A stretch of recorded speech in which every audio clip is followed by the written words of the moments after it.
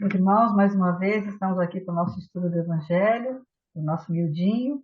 Boa noite a todos, boa noite, Neuzélia. Boa noite a todos, boa noite, Rita. Eu vou fazer uma leitura de um poema, vou imitar você. Esse poema está no livro Noite Escura, do São João da Cruz. É um livro muito interessante. É um livro bom para ser estudado, porque ele é bem complexo. Mas ele justamente trabalha essa poesia, né? São João da Cruz é de 1500, mais ou menos, que ele nasceu, né? E ele era assim, um espírito, né? Já. Então, a canção, só para a gente entender, quando ele fala amada é a alma e amada é Deus, porque ele vai dizer que é como se uma alma escrevesse, quando ela já teve a comunhão com Deus, e o caminho que ela percorreu. Então, que ela sai de casa, né?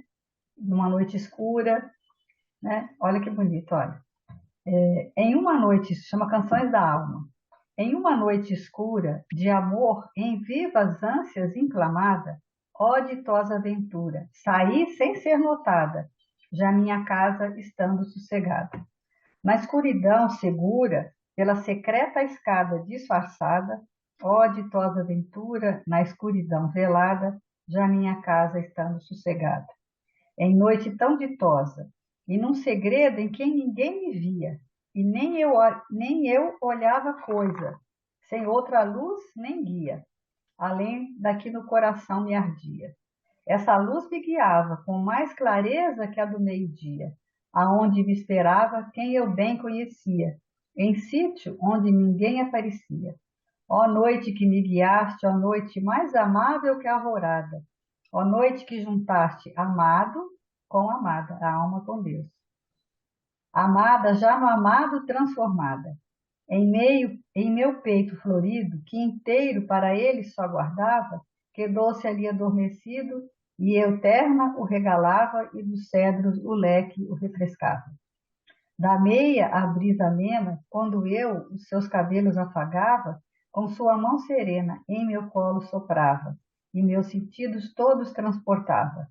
Esquecida, quedei-me, o rosto reclinado sobre o amado. Tudo cessou. Deixei-me, largando o meu cuidado, por entre as açucenas olvidado. É muito bonito. E a gente estudou esse livro, e aí ele vai, no livro ele vai estudando item por item, sabe? Assim, são oito versinhos, e vai estudando, que aí vai falar dos apetites, que a gente, para chegar, né, no amado, você tem que diminuir o seu apetite. Ele fala muito de apetite, que é mais ou menos o assunto de nosso de hoje, né? Então, nós vamos, nesse momento, né, pedir a Deus e a Jesus, aos amigos espirituais do Centro Espírita Francisco de Assis, que nos iluminem, nos envolvam, para que possamos, nesse momento, fazer o estudo do nosso medinho do Evangelho, à luz da doutrina espírita, e que Jesus esteja conosco, como sempre estará, e os amigos espirituais também nos envolvendo a todos os dias e horas. Fica conosco, Senhor, hoje, agora e sempre. Graças a Deus. Então, a gente está, né, estudando de forma minuciosa o Evangelho de Mateus. A gente está no capítulo 14 e está estudando a passagem da multiplicação dos pães e peixes, que é uma passagem bem conhecida, né, do Evangelho. E no versículo anterior, que a gente viu, né, que Jesus, ao ver a multidão, Jesus tentando ir para um lugar ermo, né, para ele, porque ele tinha recebido a notícia da execução do seu primo, João Batista, e aí ele, ele tenta, né, de alguma forma, se isolar em algum lugar, num lugar ermo, lá no lago, né? Mas a multidão vai segui-lo, ele não consegue. E quando ele vê essa multidão, ele percebe, né, no sentido espiritual, ele reconhece uma necessidade profunda, se compadece deles, né? E faz muitas curas. É, e, e aí, no nosso versículo de hoje, ele vai dizer o seguinte, é o capítulo 14, versículo 15. Chegando o fim da tarde, os seus discípulos aproximaram-se dele, dizendo: o lugar é ermo e a hora já está adiantada. Despede as turbas, para que voltem para suas aldeias e comprem alimento para si mesmos. Então, qual que é o conselho que os discípulos dão? Eles já estavam lá desde de manhã, já tinham, provavelmente não tinham comido direito, não tinham almoçado, estavam cansados. Jesus passou o dia inteiro fazendo as curas, né, pregando provavelmente também. E aí os discípulos falam, bom, está na hora de ir embora, o pessoal está com fome, eles têm que ir para casa para quê? Para comprar alguma coisa para comer. Né? Basicamente é essa, né? E aí o Aloysio vai dizer, né, que dentro da metodologia do Evangelho, toda vez que tem um quando, né, até ele cita o uso perecível, né, que é esse livro aqui, que ele realmente é na introdução dele, ele vai falar como você estuda, né? Então, se aparecer quem, onde, quando, né? Então, ele diz assim, ó, tempo, circunstâncias são respostas à pergunta quando. Os momentos em que se operavam os fatos ou as orientações oferecidas pelos mestres estão sempre envolvendo ângulos relacionados com o tempo, abrindo perspectivas de registros importantes. Então, ele fala, o dia é o momento da claridade interior, do discernimento. Às vezes cultivamos a treva da ignorância e nos acomodamos, aí é a noite. Momento em que se completam estágios, períodos, provas ou tempo concedido é a tarde. A decisão e atitude sem delongas, ao abraçar determinados indicativos, é logo. Momento propício de cada qual em atendimento ao tempo, certo? É naquele dia. Sequência de fatos sem amarras com a retargada, depois disso. E fase de dificuldade é o inverno. Fim da etapa, ou momento de aflição, é o sábado.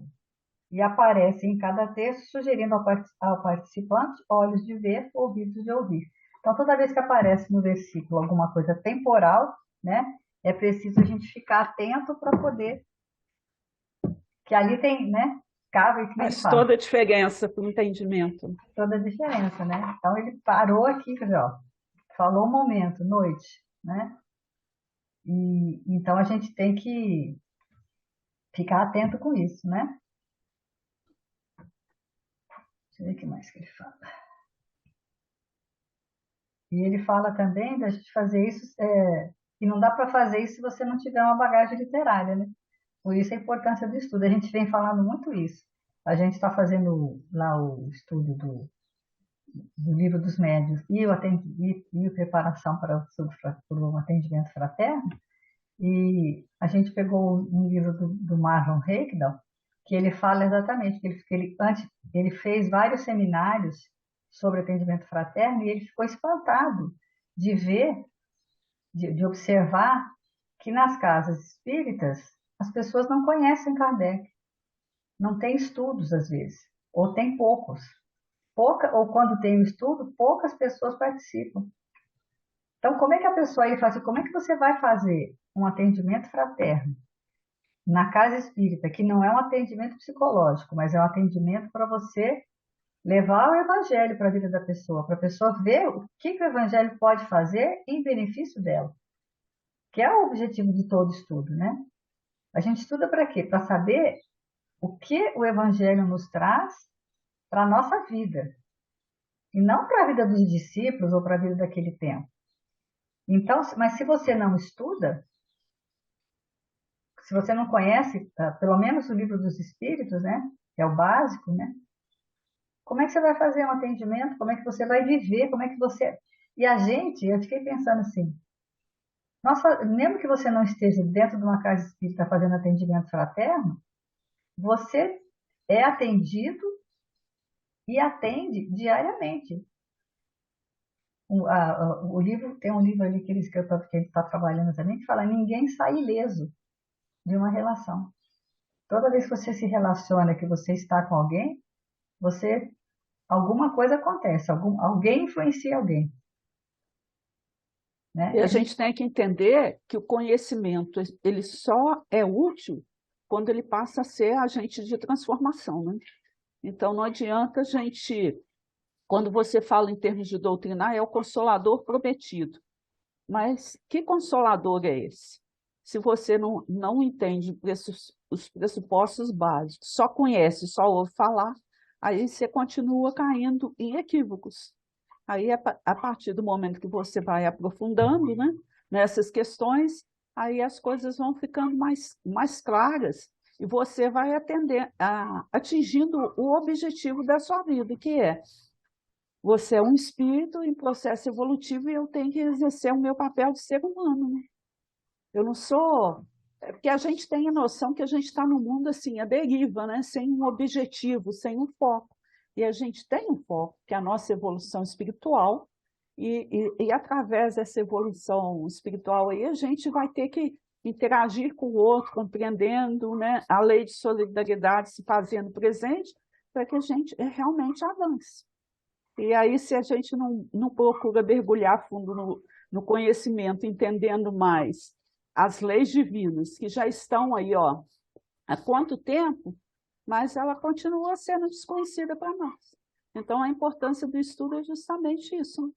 É porque as obras básicas, o Evangelho, né, são o roteiro seguro para a gente poder fazer esse caminho, né, que nem ali a noite escura ali, né? Como é que você passa pela noite e vai chegar aos braços do amado que é Deus, né? É através do estudo.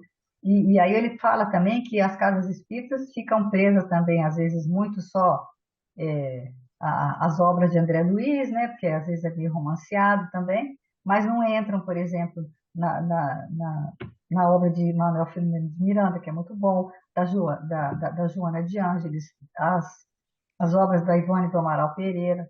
Muita gente não conhece. Você fala Ivone do Amaral Pereira, a pessoa nem sabe quem que é. Mas Né? aí também tem o outro lado, né? Se você mergulha nessas obras sem o conhecimento, Da base, né? da base, que é o Livro dos Espíritos, você vai Não, entender isso a aí ele fala. obra cheia de equívoco, né? Não Não, tem ele jeito. fala muito Então, isso, que a base é o livro dos começar... Espíritos. Até mesmo quando a gente estuda o livro dos médios, você tem que ter o livro dos Espíritos, que o livro dos Espíritos são todos os outros, né? Dentro do livro dos Espíritos tem todos os outros. Os outros são desdobramentos dele, né? E muita gente não sabe nem disso, né? Mas aí vamos seguir, né? Ele fala que é Evangelho por Emmanuel, volume 5, primeira parte, mas também está no livro Vamos ler o 3. versículo primeiro, né? Eu já li.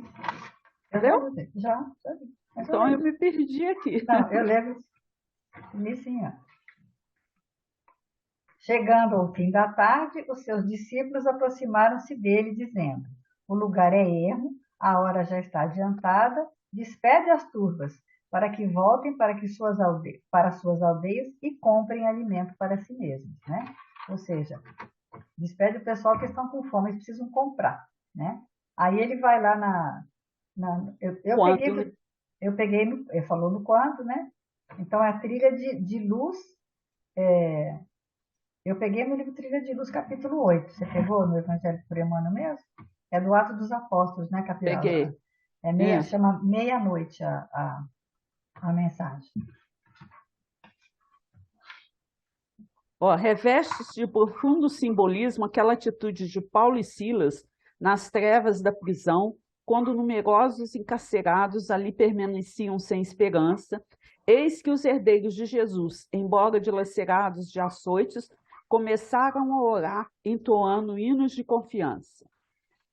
Antes de continuar a leitura, gente, vale a pena, quem quiser ler essa passagem lá no livro Paulo Estevam, né? Porque é belíssimo. belíssimo. É uma coisa assim, uma parte do livro que realmente a gente se emociona quando lê. O mundo atual, na esteira de transições angustiosas e amargas, não parece mergulhado nas sombras que precedem a meia-noite. Então, é como se hoje, né, a gente não parece que a gente está em plena meia-noite, na escuridão, com essa confusão danada que a gente está vivenciando. Conhecimentos generosos permanecem eclipsados. Noções de justiça e direito, programas de paz e tratados de assistência mútua são relegados a plano de esquecimento.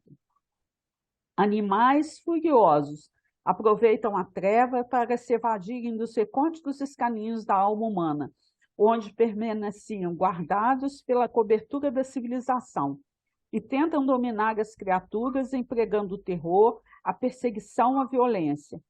Quantos homens jazem no cárcere das desilusões, da amargura, do remorso, do crime? Através de caminhos desolados, ao longo de campos que as bombas devastaram, dentro de sombras frias, há mães que choram, velhos desalentados, crianças perdidas. Quem poderá contar a angústia da noite dolorosa? Então, se a gente olha o mundo de hoje, a gente tem a noção aqui que as sombras estão avançando, né? Porque tudo está muito encoberto ainda. Existem grandes conquistas no mundo, mas elas elas permanecem, né, eclipsadas pela nossa sombra, né? Quem poderá contar as angústias da noite dolorosa? Os aprendizes do Evangelho igualmente sofrem perseguições e calúnias, e em quase toda parte são conduzidos a testemunhos ásperos. Muitos envolveram-se nas nuvens pesadas, outros esconderam-se, fugindo à hora de sofrimentos. Mas os discípulos fiéis, esses suportaram ainda açoites e pedradas, e não obstante as trevas insondáveis da meia-noite da civilização, oram nos santuários do Espírito Eterno e cantam cânticos de esperança, alentando os companheiros. Enquanto raras almas sabem perceber os primeiros rumores da alvorada, em virtude da sombra extensa, recordemos os devotos obreiros do Mestre e busquemos na prece ativa o refúgio consolador. Se o mundo experimenta a tempestade, procuremos a oração e o trabalho, a fé e o otimismo, porque outro dia glorioso está a nascer em Jesus Cristo, repousa nossa resistência espiritual. Então, essa passagem do livro, né, é porque Paulo e Silas tinham apanhado demais, né? Eles foram aprisionados, e embora, quando eles chegaram lá, né, na prisão, doloridos, porque estavam com sofrimento físico grande, né? O que eles fazem? Eles começam, né, a orar. Ajoelham, né? Ajoelham-se e oram com tamanho fervor, e os outros presos, né, começam também a orar com ele. Não só os outros presos, mas todos nós, né? Porque qual que é a expectativa de uma pessoa que acabou de apanhar injustamente, né? E só porque estava falando de Jesus e está lá todo machucado? A revolta, querer fugir. Mas eles não, eles ajoelham e oram, né? E aí todo mundo fica espantado com isso, mas em determinado momento as portas da cela se abrem, né? E ninguém foge. E surpreendendo os carcereiros, né, que ficaram com medo, né? Todos os presos permaneciam aí. No livro é interessante porque ele faz, né, ele tem uma conversa com os presos que se a gente se estender muito vai ficar, né? Mas é interessante que olha. E aí eu lembrei que eu estava lendo A Caminho da Luz também, gente, esses dias. E aí tem a situação do Sócrates, né? O que acontece? Ele... Vai ser ótimo se eu achar ele. Não achei. Olha que interessante.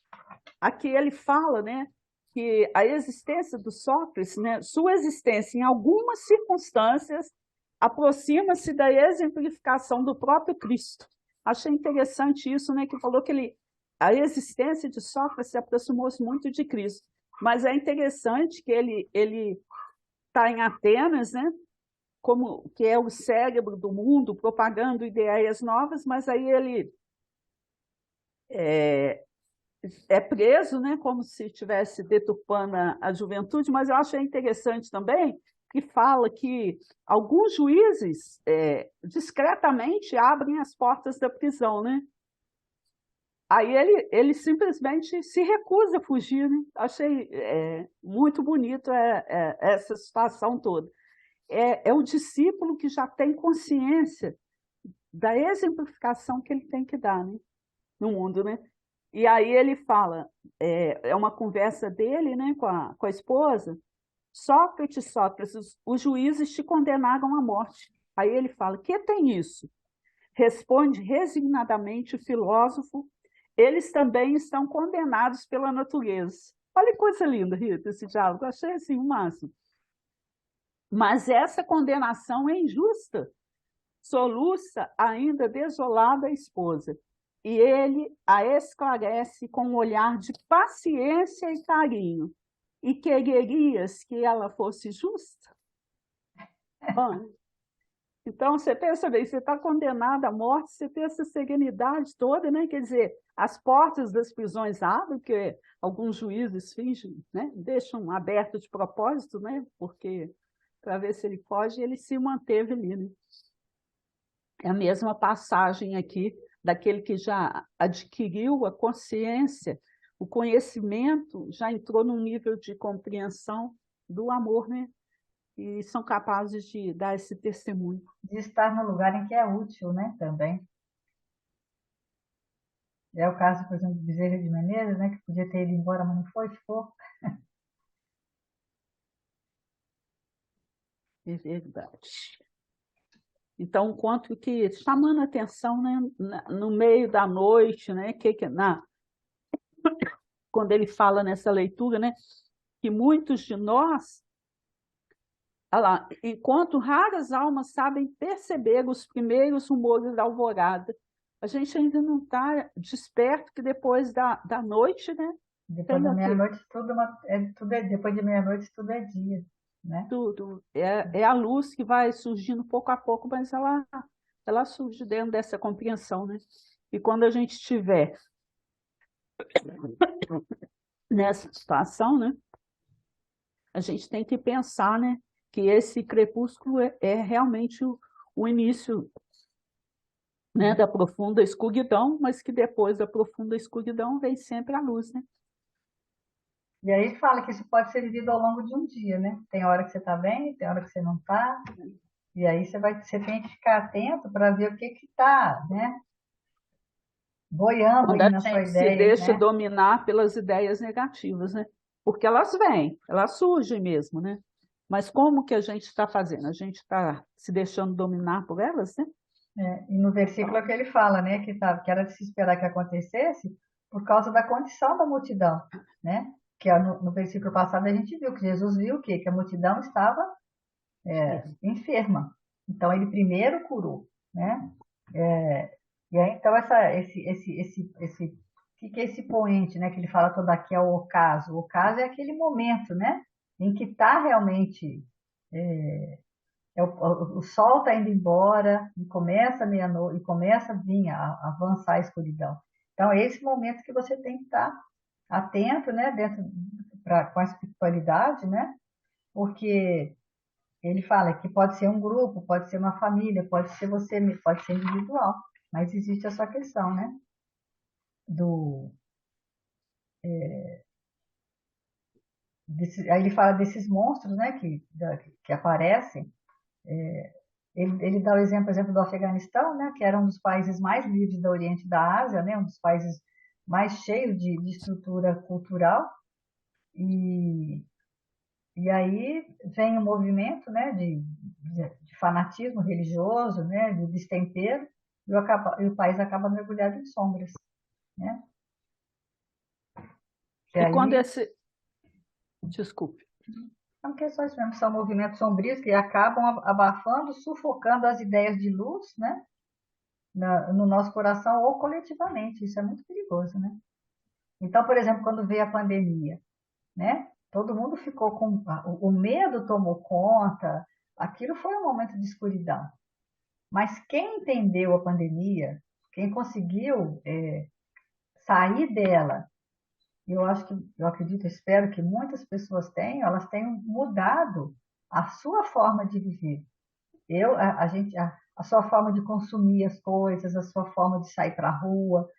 Hoje a gente tem um zelo maior, eu acho, sabe? Pelo menos algumas pessoas, não todas, mas aí ele fala que, por exemplo, essas feras, essas bestas, esses monstros interiores dentro de nós estão quietos, né? Mas quando vem uma escuridão, que é a nossa atmosfera espiritual piora, aí eles vêm à tona. Aí a gente tem que fazer luz, tem que se iluminar. Fala o que ia falar. Não, eu ia falar, quando fala aqui, né, a leitura falou dos animais furiosos, né?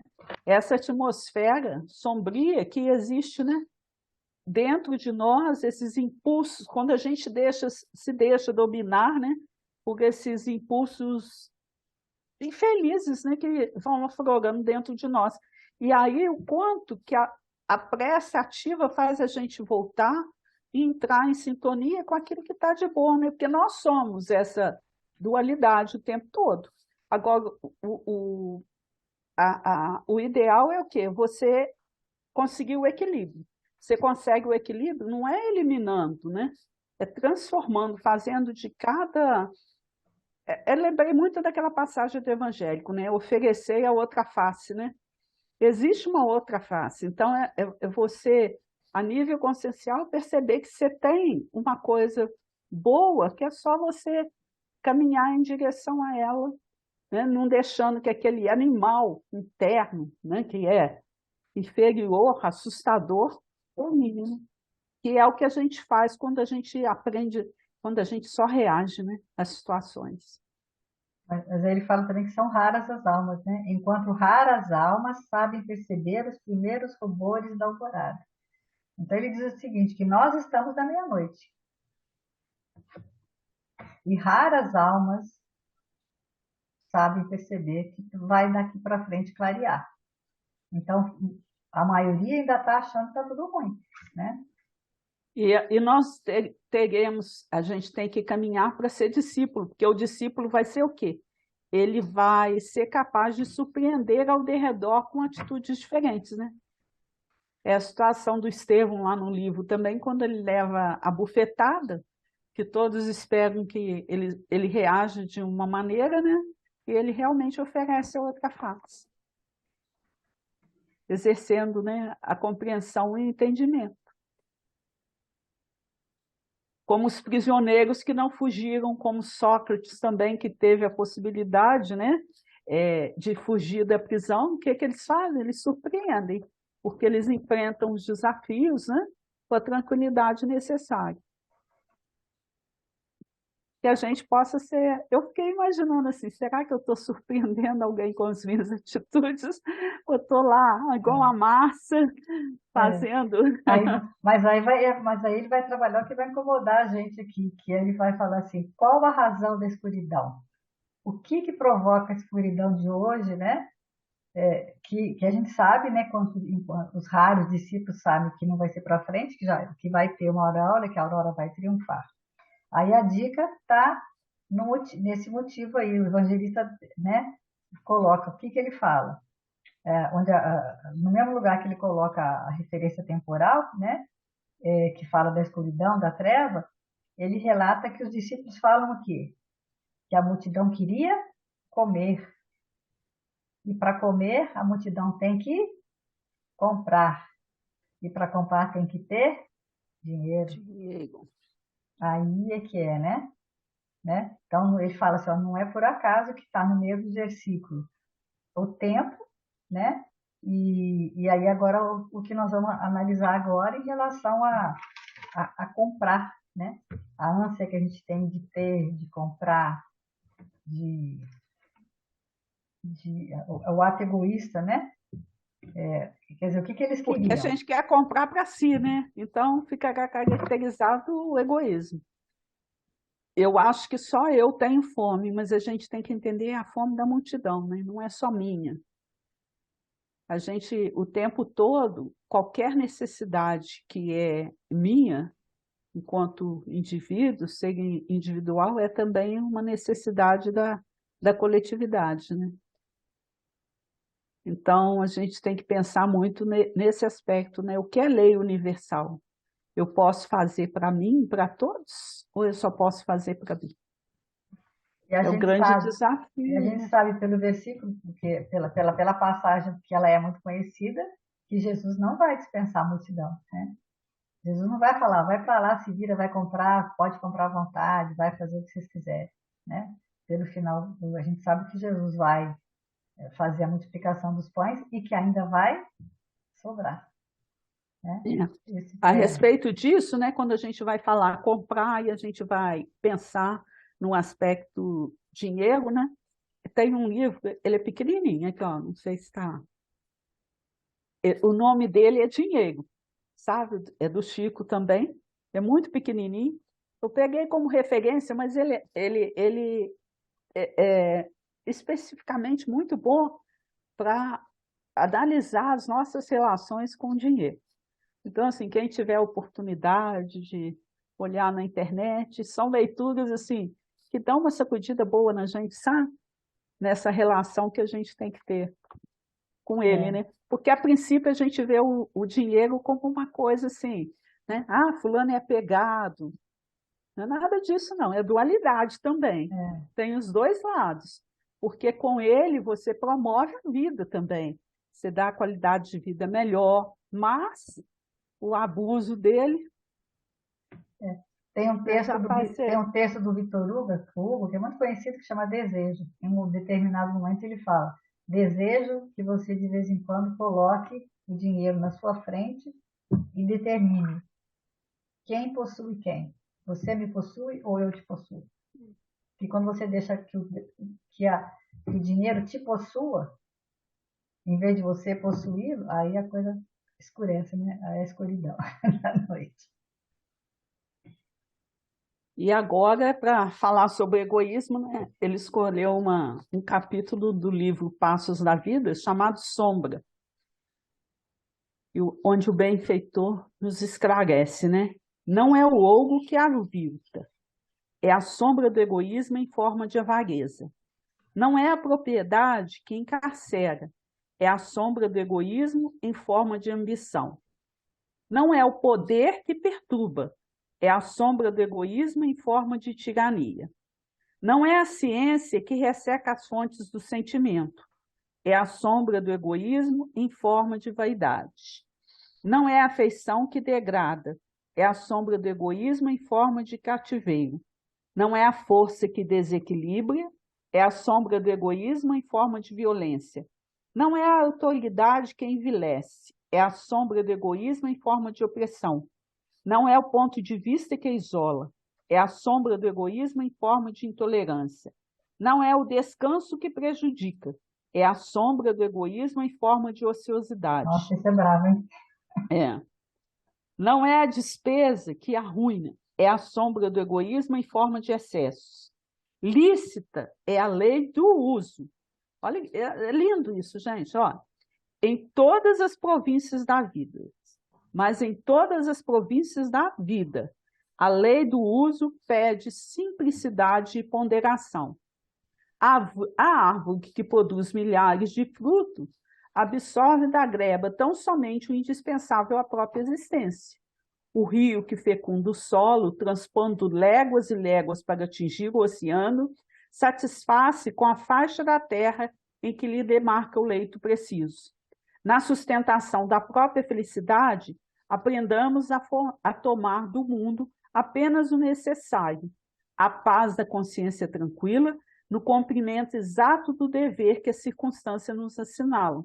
Porque se o amor desinteressado é a luz de Deus a envolver-nos em toda parte, o egoísmo, seja onde for, é a sombra de nosso espírito endividado, enquistando-nos alma e sonho na carapaça do eu. Muito Então, lindo, né? o exemplo do rio, Então, né? tudo é lícito, né? É, o rio, né? O rio não transborda assim, quer dizer, ele só transborda se a gente fizer alguma coisa errada com ele, né? Mas dentro do percurso dele, ele anda dentro do leito, né? Às vezes ele está em cheio, às vezes ele está vazante, mas a natureza é lícita, E né? no nosso egoísmo contemporâneo, né? O que, que a gente faz? A gente só tem a vontade de guardar e de gastar, né? Ele É o fala, né? egoísmo O que a tripé, né? gente vive, né? Ele faz o tripé, Avareza, avareza, ambição, ambição e ambição e o excesso. O excesso. excesso. A É o ambição gera tripé. vontade de guardar, que é a avareza. E a avareza é a vontade de gastar, que é o excesso. E como a gente vivencia isso, né? E às vezes você vai num lugar assim, né? O vendedor já está pronto para te estimular, né? Esse excesso, essa avareza, né? Não, se você gostou, compra mais um, compra dois, leva tudo, leva esse, leva aquele, né? E se você não estiver atenta, você começa a ter, né, uma quantidade enorme de coisas, né? Sem necessidade. No Livro dos Espíritos, na questão 952, tem uma parte que fala, né? Na realidade, assim, a questão vai falar é do suicídio, desgosto da vida, mas tem uma coisa que ele fala: o hábito fez dessas paixões verdadeiras necessidades físicas. Então, na realidade, a gente tem que ter muito cuidado com isso, porque é muito sutil. Porque você vai se deixando envolver, quando você vê, aquilo já se tornou um hábito. Você é arrastado pela força da multidão, então você não tem mais força para resistir a essas paixões. Então, por exemplo, aqui no livro dá o exemplo do álcool, do fumo, mas é o do consumismo exagerado. Se a gente, eu vejo isso, eu fiz essa análise muito em relação à minha vida. A gente, você vai, sabe? Sem refletir, e tem tudo na sua vida, a gente tem que observar, é útil, é necessário, eu preciso realmente disso? É o que ele Porque na fala, né? Que tem realidade, assim, duas virtudes, a simplicidade e a ponderação. Se você focar nisso, você não faz excesso. e se você acaba fazendo os excessos, aquilo vai ficando, vai fazendo parte da sua rotina e fica cada vez mais difícil se desvencilhar daquilo. Com Então isso, é um desafio que a todas gente tem as que ter. energias vão ficando, né? Do ambiente mesmo, né? Porque o ambiente fica carregado de coisa demais, de sapato demais, de roupa demais, de tudo demais, de comida demais. Né? Não é só comida, é tudo, né, que ele fala. Ele dá o exemplo da comida, né? Porque realmente na comida acho que é onde a gente mais, vamos dizer, peca, né? Ele dá o exemplo daquela senhora, né? Que ele conheceu, que ela fala que tem que sair com fome, que é uma senhora que viveu muito, tinha muito, qual era o segredo dela? Sair da mesa com fome. Mas a gente, mais do que isso, a gente, na hora que a gente não está com fome, a gente procura comida até fora da mesa. Você teria que ter essa disciplina de ter os seus horários, né? De alimentação, mas fora do horário da alimentação, a gente ainda faz algumas questões, né? A gente dá. Eu lembrei de uma historinha que eu vi, que um dono de um reino virou para o seu servo e falou assim: olha, eu vou te dar o tanto de terra para você usufruir o resto da sua vida, desde que você consiga percorrer essas terras no período de um dia. E aí ele alucinou, né? Nossa, mãe, eu vou. Então ele escolheu o dia mais longo, onde existia as maiores possibilidades dele percorrer um espaço, né, de tempo muito grande. E aí ele fez aquele esforço, foi correndo, subiu o serra, desceu o serra. De repente ele viu uma vinha maravilhosa, falou: nossa, prima, já estava quase terminando o dia, mas aí ele foi e conseguiu percorrer a vinha. Só quando ele chega lá, aí ele fala: agora sim, vou ter todas essas terras. E aí ele tem um infarto, cai morto. Aí o moral da história: na realidade, você só precisa de 7 palmos de terra. É bobinho, mas vem bem de encontro, né?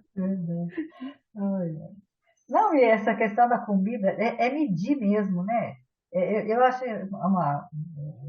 os filhos, quando nós fomos, a primeira vez que eu levei ao médico, né, para fazer endocrinologista, não sei como é que chama, para fazer nutricionista, né? Aí era fantástico, ela falou, o que que ela falou? O arroz e feijão tem que dar no máximo 8 colheres de sopa, não é colherão grandão não, tá? Então você pode botar 5 de arroz, 3 de feijão, 4 de arroz, 4 de feijão, mas não pode passar de 8. E a carne é o tamanho da palma da sua mão. Verdura à vontade. Tá dada a receita. Mas a gente faz isso. E em tudo, né? Tudo tem medida. Se você precisa dormir, no meu caso sempre é a questão de dormir, de sono. Eu durmo pouco. Então eu sempre falo assim, não, pelo menos 6 horas, pelo menos 7 horas. Mas 8 eu nunca durmo, mas também meu organismo não pede. Mas às vezes eu durmo menos. E aí, o menos ou o mais, também você não vai dormir 11 horas. Então, tudo é medido, né? Tudo é medido. Tudo que você faz dentro dessa simplicidade, dessa ponderação, o que é ponderar? Pesar, né? Medir. E a sua consciência sabe o que você precisa. Mas acontece que a gente não ouve, né? E aí vem o quê? Vem, aqui ele fala, né? Uma noite mal dormida, vem o remorso, vem a má digestão, né? Ele E fala que a nossa sociedade realmente não conhece, né, os limites, né? É, basta dizer a questão da crise híbrida, energia elétrica, e hoje o quanto que a gente não tem essa preocupação, né? Você enquanto a gente acredita não que é, não é os recursos penalizado são... financeiramente, a gente não tem essa consciência de. A gente, até isso que você pode pensar. Por que, que a gente economiza áridos? Para preservar a natureza? Não, para gastar menos, para ter uma conta menor. Porque senão vem a multa, né? Vem a bandeira não sei o que das plantas, a conta vem cara. Então, até quando a gente economiza, o nosso interesse é mais financeiro do que ecológico, né? Aí ele vai lá para 704 do Livro dos Espíritos, né?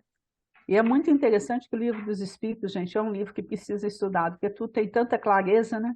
A gente só necessita Só ler, né? exercer não Esse, só um entendimento, mas a compreensão, né? O Evangelho tem que ser compreendido, sentido e vivido, né? Ao dar ao homem a necessidade de viver, Deus sempre lhes facultou os meios para isso? Sim.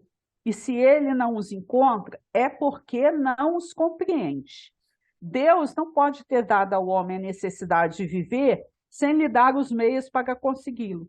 É por essa razão que ele faz a terra produzir o necessário a todos os seus habitantes, pois somente, vou, né, ler bem pausadamente, pois somente o necessário é útil, o supérfluo nunca o é. tem até o desenho, né, do Timão e Pumba, né, que é só somente o necessário. Como que nós vamos lidar aí com as nossas necessidades, né? Como que a gente lida com ela, né? É a velha história, né? A gente precisa da água? Precisa. Deus nos deu a água? Deus. Mas nós, né, compreendemos a necessidade da preservação, o uso adequado, sem desperdício? Eu achei interessante que ele falou assim, mas é verdade, né? Gente, a gente usar uma água limpa, né? Nossa, isso aí doeu, Do né? cocô, né? Você Na pega água, descarga. É muito sério, você né? dá descarga para jogar água limpa no cocô. É. Mas eu não sei qual seria a alternativa, não. Mas, A gente ainda está longe, mas a grande questão é que se a gente pesquisar na internet, a gente já vê que existem muitas alternativas que são mais condizentes com respeito à natureza e à preservação. Só que não é divulgada porque também não é interesse, né, de todos. É questão da energia, né, Rita? Solar. A gente sabe que lá pela instituição a gente vê o nível de economia que a gente fez, mas é aquilo, tinha que ser, né, um processo acessível a todos, e até então é é o muito quê? caro ainda, né? Inacessível, é tudo caro demais. Então vai ser privilégio para alguns que na realidade nem precisariam, né, dessa situação, verdade? Aí ele ainda Verdade. dá o exemplo das 3 refeições também, né? 3 refeições. A pessoa come lá arroz, feijão, a verdura, né? Como Um café da pedacinho de manhã, carne, né? café da manhã, depois janta, repete aquilo ali. Aí você olha para a pessoa que faz esse tipo de refeição e fala, não, ela não é rica, É, né? pobre, Mas, e na é uma situação de realidade, pobreza, né? A pessoa que só toma é. café da manhã, com pão com manteiga, Aham, arroz, feijão, uma carninha, talvez, ou não, é. né? Então, como que a nossa visão ainda é distorcida, né, a respeito disso? Aí ele vai lá para 705. por que a terra nem sempre produz o bastante para fornecer o necessário ao homem? Essa Ó, pergunta de Kardec é assim, né? eu vou te falar. Porque Não é existe. lógico que produz, né?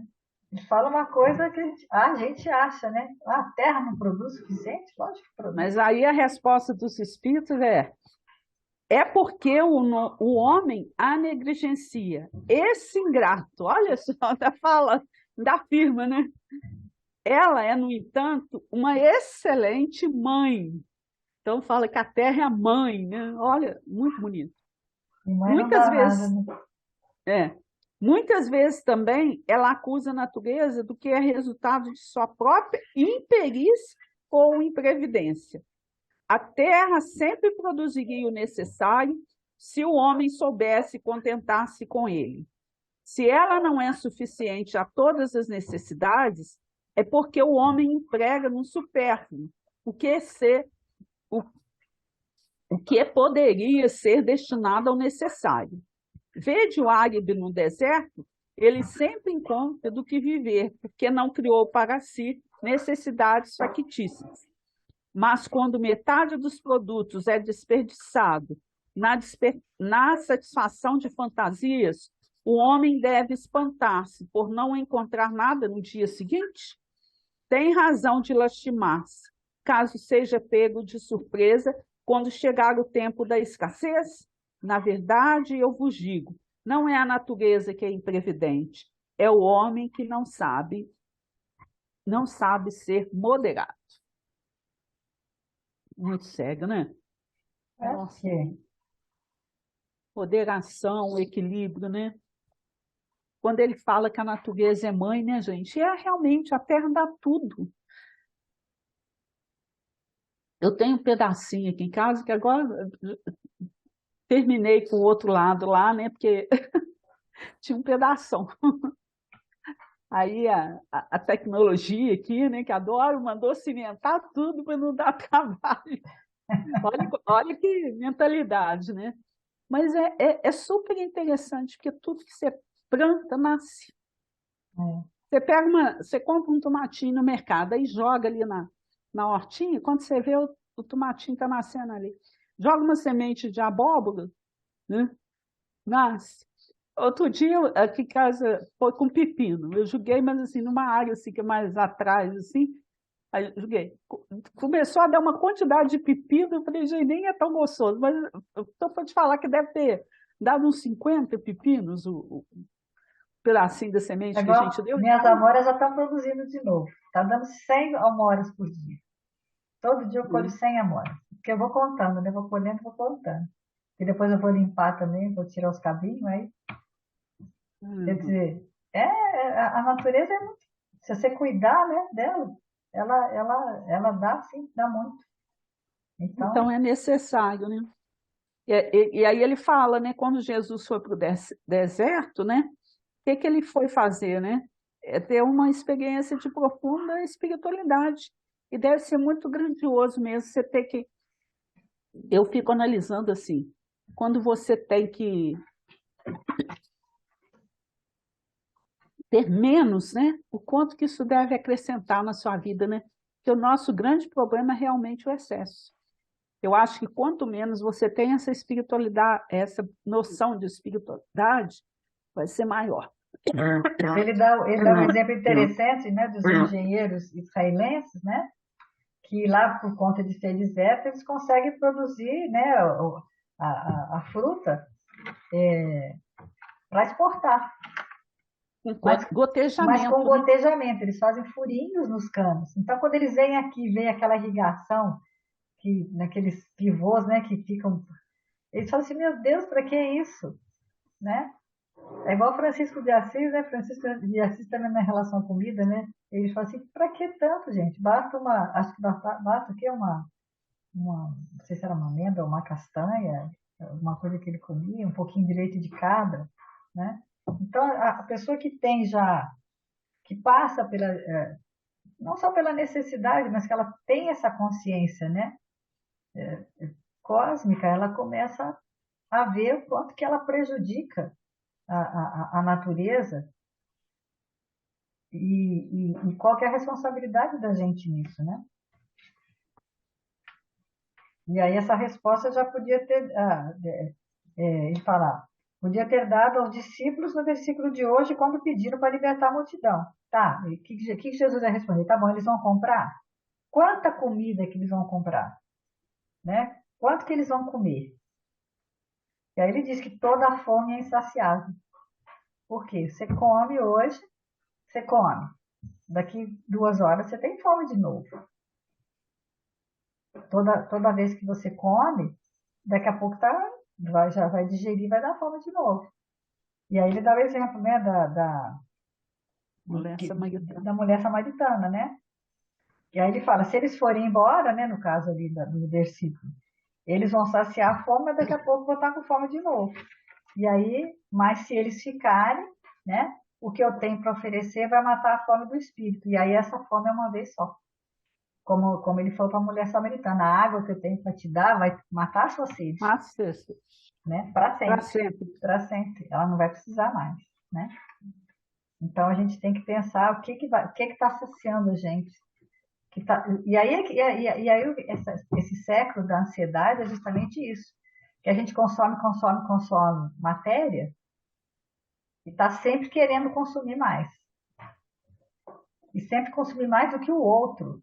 Eu acho que isso é mais, né? Porque vira uma competição, né? Ah, eu tenho um carro, cara, eu tenho que ter um carro igual do outro. A fulana fez isso, eu tenho que fazer, foi viajar, eu também tenho que viajar. Então, tudo isso vai virando um consumo excessivo que não traz a satisfação, porque é uma satisfação só material, não é uma satisfação espiritual. A pessoa não busca, né, uma iluminação, a luz. Aí fica eternamente na meia-noite, não sai da meia-noite, né? Não clareia o dia para ela. E aí ele vai para a questão 717, que também fala da lei de conservação, né? O que pensar daqueles que se apropriam de todos os bens terrenos para proporcionar-lhe o supérfluo em detrimento dos que não têm sequer o necessário? Eles desconhecem a lei de Deus e terão de responder pelas privações que tiverem ocasionado. Nossa, aqui eu fiquei pensando, né? Gente, é muito sério, né? Quando você pega um recurso que tinha que ser de todos, né? E faz isso só para você, meu Deus. O limite do necessário e do supérfluo é um comentário do Kardec agora, né? Não tem nada de absoluto. A civilização criou necessidades que não existem no estado de selvageria. Não é absoluto, por quê? Porque cada um é único, então o que é necessário para mim não é o necessário para você, né? Porque nós temos individualidades, então a gente não tem que agir com rigor, né? Mas a gente tem que entender que a gente precisa viver com equilíbrio, né? É o bom senso, né? Da simplicidade e da ponderação. Da ponderação que a gente tem que exercer, né? Os espíritos que editaram esses preceitos aqui expressos não pretendem que o homem civilizado deva viver como selvagem. Lembrei até de um exemplo. Uma pessoa tinha uma relação muito ruim com a aparência, assisti isso numa palestra outro dia, e aí ela não conseguia sair de casa, mas tinha uma angústia muito grande em relação a isso. Então, os familiares, a terapeuta, aconselharam ela a fazer prática. E ela fez uma cirurgia plástica e, a partir daí, ela conseguiu ser outra pessoa, se enquadrar, né? Mas acontece, assim, que muitas pessoas julgavam, prática, bobagem, né? É essa coisa que a gente não pode ter. Por quê? Para mim, por exemplo, talvez fazer uma prática é realmente uma coisa supérflua, sem necessidade. Mas por quê? Porque eu estou bem comigo, né? E eu não sinto essa necessidade em mim. Mas eu não posso julgar o outro que tem a possibilidade, que está usando um recurso que é seu e que tem uma situação psíquica mal resolvida ali, que ele possa fazer. Então, a gente tem que ter muito cuidado com esse julgamento, né? Porque para a E pessoa, aí, por exemplo, foi super importante e é o ela que você fazer. falou, ela tá fazendo, é um recurso de si. O problema aqui da questão 717 é que ele É, fala dos bens da terra. Quando você pega os bens da terra, né, e faz mau uso deles, né, e em usa detrimento. em detrimento do outro que precisaria, né? Onde ele dá o exemplo do Chico Mendes, né? Qual que é o exemplo do Chico Mendes? Que o seringueiro vai lá, faz a- O fulcro, né? o foco, né, na seringa e Na árvore. tira na árvore, tira aquilo, tira o látex para quê? Para sustento dele e da família dele. Então, a árvore, para ele, ele tem uma relação De amizade, de de carinho, amizade, de de respeito. carinho, né, de respeito, de simbiose e de cooperação, né, com a árvore. Mas o que o grande madeireiro quer? Ele quer a árvore inteira. Ele tira a árvore, né, que é o sustento, e aí olha a responsabilidade dele. Porque ele está fazendo isso aí, ó, se apropriando de um bem que é da terra, que era a vida do seringueiro, para É um fazer o quê? recurso para todos, usando um recurso só para si. Para si, né? Para ele ficar rico, com aquela criatividade, né? Quando E o aí outro. eu achei interessante da continuidade quando ele fala assim, né? Ah, mas eu sou contra isso, né? Na mesma hora a gente fica assim, ah, Ah, mas eu não faço, eu não sou madeireiro, eu não faço isso, né? Mas aí morre um parente seu, aí ele tem cotas da madeireira, aí você passa a ser herdeiro, né? aí você vai recusar. Você vai recusar aquelas ações, né? Você vai ter essa crítica em relação a isso? Então é muito sério, né? Ele fala, quando você vê o dinheiro, você só enxerga o dinheiro, né? E aí você não enxerga a árvore A árvore derrubada, derrubada. né? O seringueiro que perdeu a profissão, né? Ou ainda Até em lembra disso. relação às compras que a gente faz no mercado, né? A gente olhar o rótulo, né? Onde que isso está sendo fabricado, com que recursos. Eu lembrei aqui das cápsulas de café, né? Que eu fiquei tão empolgado com a cafeteira, mas nem lembrei disso. Comprei a cafeteira e estava adorando tomar meu cafezinho em cápsula, né? Mas já abandonei. Agora parece que eles lançaram, né? Não, agora Eu não comprei, não. tem um A descarte, reciclável, né? que aí Porque você aí põe. depois eu falei, gente, para onde vão essas cápsulas? Porque a ideia que a gente tem que ter de preservação é isso. Ah, é lixo, vira lixo, mas o lixo não sai do planeta, não, ele está aqui. Para onde que vai isso, né?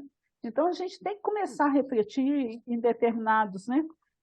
Tentar fazer, é aquilo que você falou, né? É o consumo e o equilíbrio. Mas a gente às vezes nem sabe como fazer. Mas alguns conhecimentos, ainda que sejam pequenos, a gente já começou a ter. Então, vamos começar com os pequenos para que eles possam, o quê, né? Tornar-se grandes. Ele ainda deu o exemplo também dos grandes satélites, né? Que hoje a gente tem uma quantidade infinita aí, né? De satélites na atmosfera, né? Então, nós estamos felizes, todo mundo usa internet em qualquer lugar, né? Mas é um lixo que a gente está, né, colocando no espaço sobre as nossas cabeças, né? Então é muito sério, a gente tem que entender que tudo tem os dois lados e que a gente É o que ele precisa fala, né, analisar é da isso. gente ter uma relação crítica com o dinheiro. Eles até falam, né, porque você não deve ir fazer compra no mercado quando você está com fome, que aí você até compra mais, né? E a gente ter não é só ganhar, né, e consumir com ele, é ter uma relação crítica com esse dinheiro, que é o que o versículo está falando, tá? Eles vão sair para comprar o quê? Quanto? Né? Esse que é o maior problema. Ele continua o comentário do Kardec, ó, tudo é relativo e cabe à razão colocar cada coisa em seu devido lugar. A civilização desenvolve o senso moral e, ao mesmo tempo, o sentimento de caridade que leva os homens a apoiarem-se mutuamente. Aqueles que vivem à custa das privações dos outros exploram os benefícios da civilização em proveito próprio. Eles têm apenas o verniz da civilização, assim como há pessoas que só possuem a máscara da religião. Então, a gente tem que ter cuidado com o nosso verniz e as nossas máscaras, né? ver se a gente realmente não está explorando o outro. E acho que principalmente isso, né?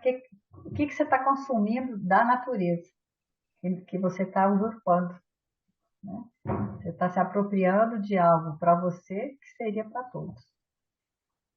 Muito sério isso, né?